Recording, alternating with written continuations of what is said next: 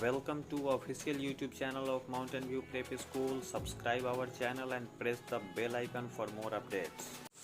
Hello everyone, मैं चांदनी mountain view prep school से आप लोगों को फिर से एक नया वीडियो लेकर उपस्थित हुई हूँ, जिसमें हम आज पढ़ेंगे घोष और अघोष के बारे में। पिछले वीडियो में हम लोग उच्चारण में वायु प्रक्षेप की दृष्टि से व्यंजन वर्णों को दो भाग में बांटा था, और इस वीडियो में हम लोग व्यंजन को कंपन की दृष्टि से दो भाग में बांटेंगे।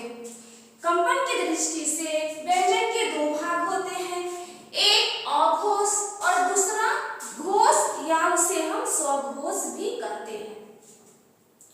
घोष का मतलब होता है नाद। नाद कहाँ से उत्पन्न होती है? तो स्वर तंत्र से। स्वर तंत्र यानी स्वर की जो मशीनें हो, जहां से हम ध्वनियां उत्पन्न करते हैं, जो हमारा वोकल गार्ड है, वहां से। तो अब हम लोग फिर चलते हैं अपने टॉपिक पे।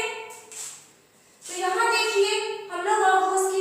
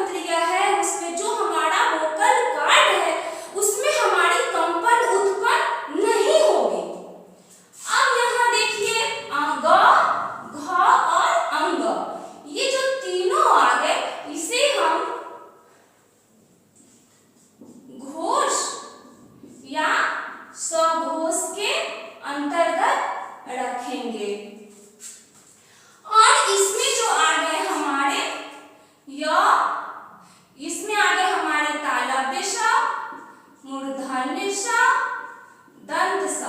ये जो है हमारे उस व्यंजन है, उस व्यंजन जो हो गए हमारे अघोष में आ गए।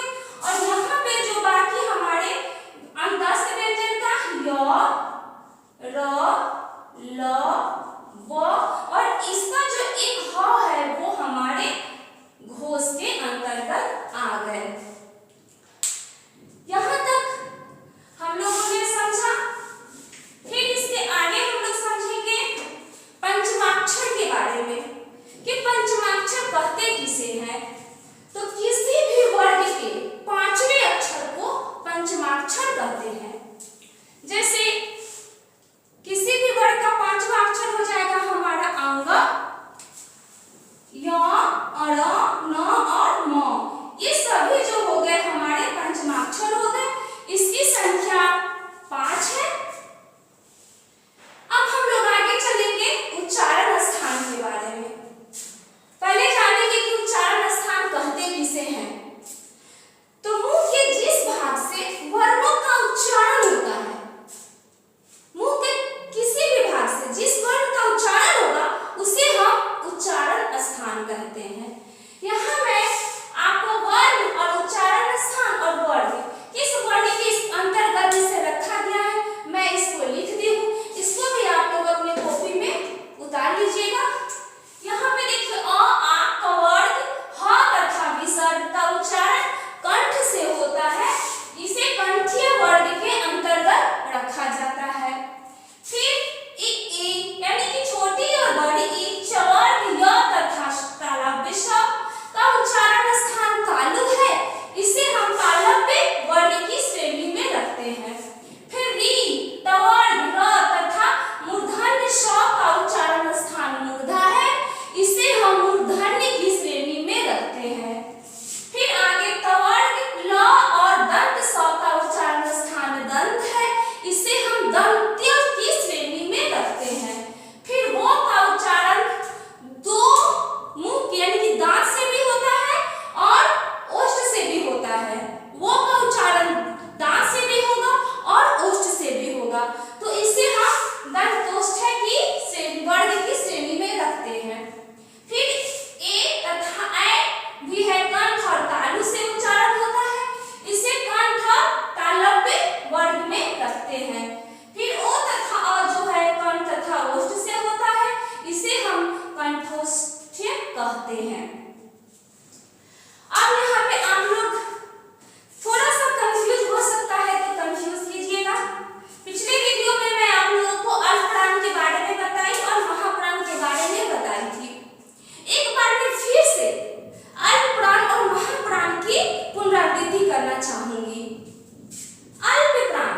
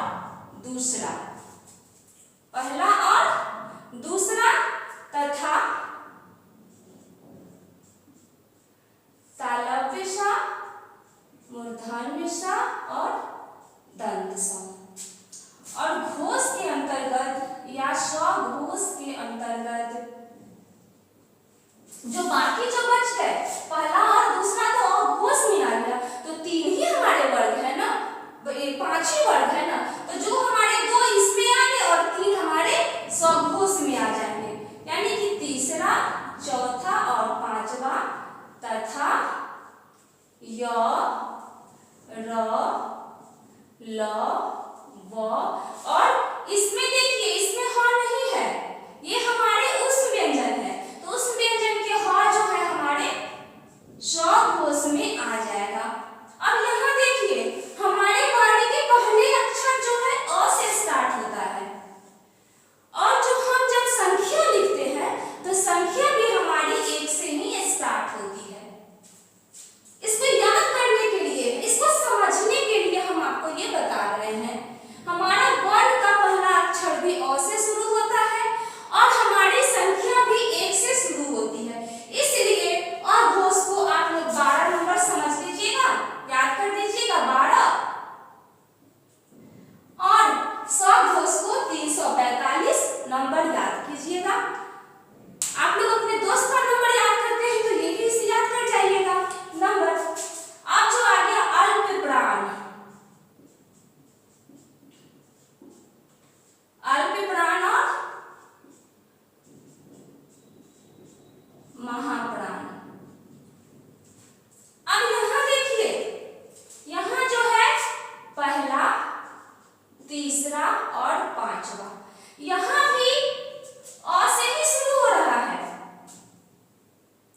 हमारी वर्ण की पहली वो अक्षर भी जो होती है वो जो है हमारी अ से शुरू होती है, और यहाँ जो संख्या भी शुरू हो गई वो 1 से शुरू हो गई, तो ये हमारा हो गया कोड हो गया, यानी कि अल्पप्राण का जो हम कोड रख दिए वो हम 135 यानी कि 135, और यहाँ पे महाप्राण, महाप्राण में हमारे जो 5 जो हमारे वर्ग आते हैं, तो इसमें कौन वर्ग बच गए, चौथा बच गए और दूसरा बच गए, यानी कि 2 और 4, ये हमारे हो गए 24।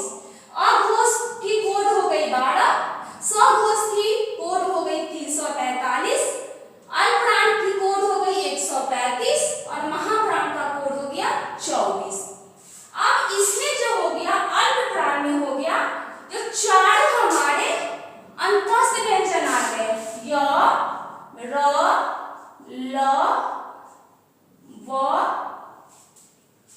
और एक जो है हमारे अतिरिक्त व्यंजन आते हैं, और इसमें जो हो गया तालव्य श, मूर्धन्य स और दंत स और ह, और एक अतिरिक्त व्यंजन के हमारे ढ आ गए, जो मैं पिछले वीडियो में मैं चर्चा कर चुकी हूँ। अब आप लोग अगर इसे ठीक से याद कर लीजिएगा तो आप लोगों की कंफ्यूजन क्लियर हो जाएगी। अगर आप लोग चाहे तो फिर से मैं एक बार इसमें डिस्कस कर देती हूँ। अल्पप्राण में प्रत्येक वर्ग का पहला, दूसरा तथा तालव्य श, मूर्धन्य स और दंत स आते हैं। सघोष में जो हो गए हमारे प्रत्येक वर्ग का तीसरा, चौथा और पांचवा वर्ग तथा य, र, ल, व और ह हमारे आते हैं। अल्पप्राण में जो हो गए पहला, तीसरा और पांचवा, य, र, ल, व और बड़ी र, सॉरी यहाँ पे बड़ी र होगा, अंग लिखा गया है, बड़ी र, और महाप्राण में जो हो गया प्रत्येक वर्ग का दूसरा, चौथा और तालव्य श, मूर्धन्य स और दंत स, और ह भी आ गए हमारे, और अतिरिक्त व्यंजन के एक जो है ढ वो हमारे महाप्राण के अंतर्गत आ गए।